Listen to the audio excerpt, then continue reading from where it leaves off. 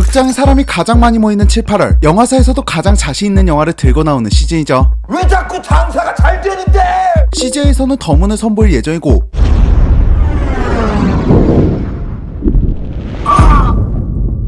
진영이! 롯데에서는 콘크리트 유토피아를, 사람이 어떻게 그래? 가만히 좀 있어. 우리 지금 다 얼어 죽으라는 거야! 잘 나가! 여기서 쫓겨나면 다 끝이야. 또 뉴에서는 밀수로 여름 관객을 잡기 위해 히든카드를 꺼냈습니다. 어떻게 된 거야? 오빠, 관상사 못 이겨? 별거 없던데. 그리고 질 수 없다는 듯이 쇼박스는 넷플릭스의 킹덤, 끝까지 간다 터널의 김사원 감독과 하정우, 주지훈 배우라는 어마어마한 라인업으로 만들어진 비공식 작전을 꺼내들었죠. 제가 100불 드리겠습니다. 황마 이 새끼 금마 돈이면 단주 하나. 미국 비자. 가봅시다. 역시나 박터지는 싸움이 될 거라고 예상되는 가운데 과연 비공식 작전은 우리의 돈과 시간의 값어치를 하는 영화일까요? 여러분들보다 약간 일찍 보고 온 제가 영화의 사전 정보부터 리뷰까지 스포일러 없이 전달해 드리도록 하겠습니다. 비공식 작전 노스포 가이드 리뷰 지금 바로 시작합니다. 너무 피곤하다 진짜.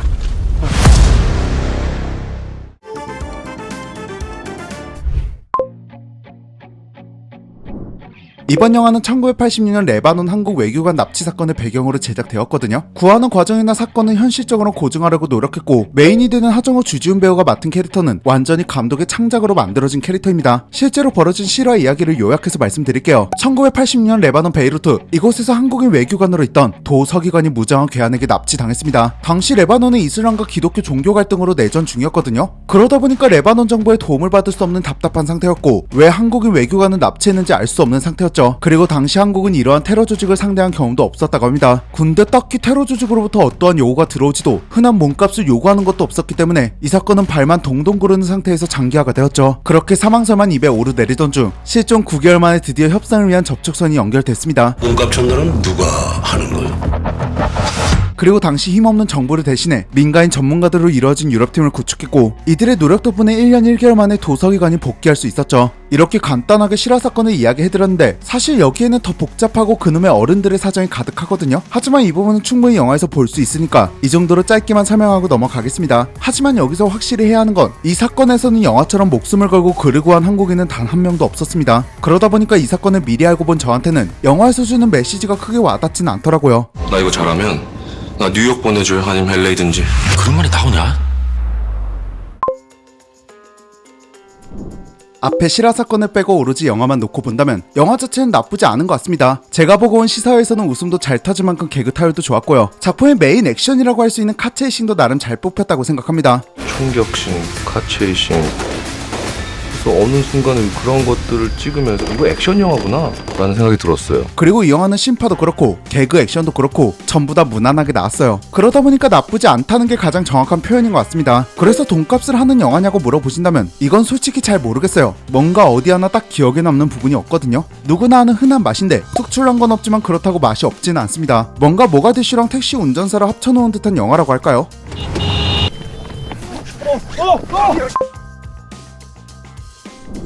이제부터는 영화는 재미있나요의 질문 연장으로 이번 비공식 작전의 장단점을 이야기해볼게요. 우선 이 영화의 장점은 역시나 무난하다는 겁니다. 그냥 누구랑 어떤 상황에서 봐도 너무 별로였어도 너무 재미있었어로도 명확하게 나뉘지 않는 크게 호불호가 갈리지 않을 것 같습니다. 비공식적으로?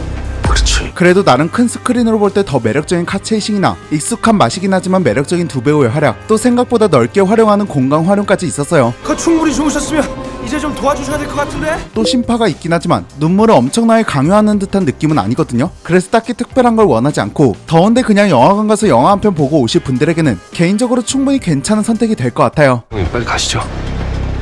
진짜 너무 바쁜데.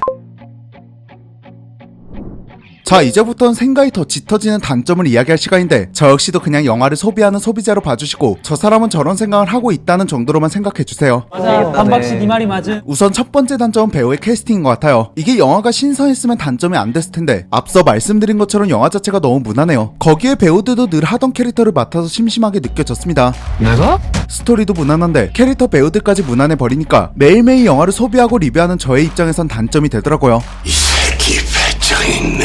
하정우 배우는 그 특유의 능글능글한 캐릭터를 맡았고요. 주지훈 배우 역시 능글거리는 여우 캐릭터예요. 정말 지독히 잘하네. 물론 이 특유의 느낌을 이만큼 잘 살리는 배우가 또 있을까? 이런 생각을 하면 이 배우들을 캐스팅한 이유가 딱 나오지만 어느 한 곳에서 신선한 느낌을 주는 게 없어서 이 좋은 배우들까지 심심하다고 느껴지더라고요. 이게 스토리든 연출이든 액션, 음악, 배우든 어디 하나에는 기억에 남는 신선한 느낌이 있었어야 했는데 다 무난해서 기억에 남는 게 없었습니다. 아양이라는 걸 한번 떨어보지.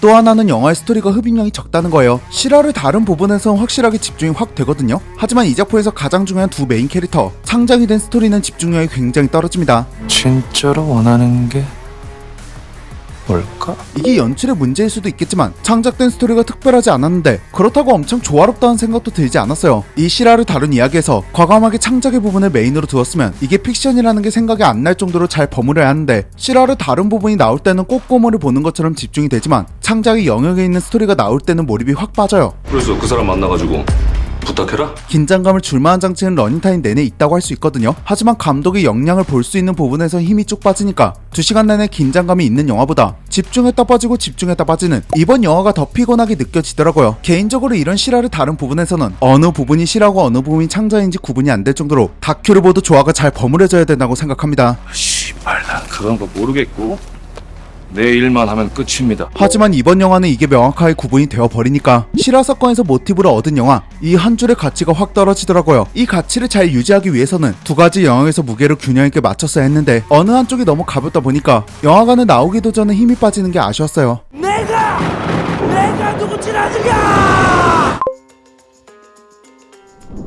이제 이번 영화를 추천해 줄 만한 분들과 비추천하는 분들을 정리해보자면 갈 곳은 없고 더운 건 싫어서 영화관 나들이를 고민하시는 분들에게는 무난하게 가족과 연인, 친구와 볼만한 영화를 추천해드리고요.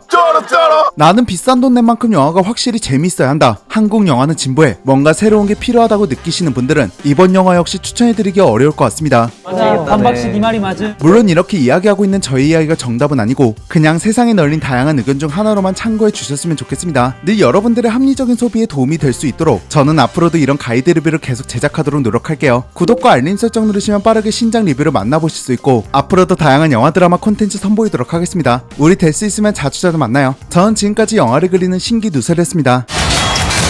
굿 럭.